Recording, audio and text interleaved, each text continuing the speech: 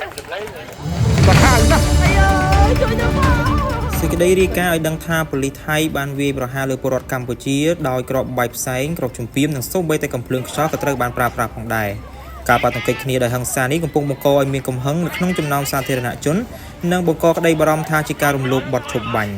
ការប៉ះទង្គិចគ្នានេះកើតឡើងនៅក្នុងភូមិព្រៃច័ន្ទជាកន្លែងដែលមានភាពតានតឹងផ្ទុះឡើងបន្ទាប់ពីកងកម្លាំងថៃបានដាក់បន្លាលួសនៅតាមបណ្ដោយព្រំដែនការប៉ះទង្គិចគ្នានៅល្ងាចនេះកាន់តែក្តៅគគុកជាងមុនយ៉ាងឆាប់រហ័សអ្នកភូមិនាំគ្នារត់ចេញពីកន្លែងកើតហេតុទាំងតក់ស្លុតដោយសារតែគ្រាប់បែកផ្សែងនិងគ្រាប់កំភ្លើងខ្យល់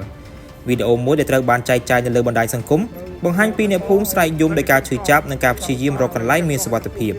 ក្នុងចំណោមអ្នករងរបួសមានព្រះសង្ឃអ្នកកាសែតនិងស្ត្រីក៏ដូចជាទាហានកម្ពុជាផងដែរប្រមាណ10នាក់រងរបួសចំភ្នែកក៏មានដែរក្រសួងព័ត៌មានកម្ពុជាចាត់ទុកសកម្មភាពនេះថាជាការរំលោភយ៉ាងច្បាស់ទៅលើបទឈប់បាញ់កាលពីថ្ងៃទី28ខែកក្កដា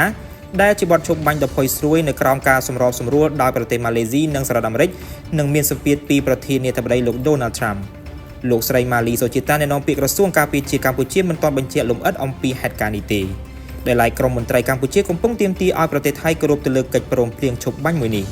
គួរជម្រាបផងដែរថានេះគឺជាការប៉ះទង្គិចគ្នាដ៏អាក្រក់និងហិង្សាបំផុតរវាងប្រទេសទាំងពីរបើគិតចាប់តាំងពីក្រោយបទឈប់បាញ់ដែលបានបញ្ចប់ការប្រយុទ្ធគ្នាបង្ហូរឈាមរយៈពេល5ថ្ងៃបងមើល มีร้านมีอะไรไหมทำหน่อยดิ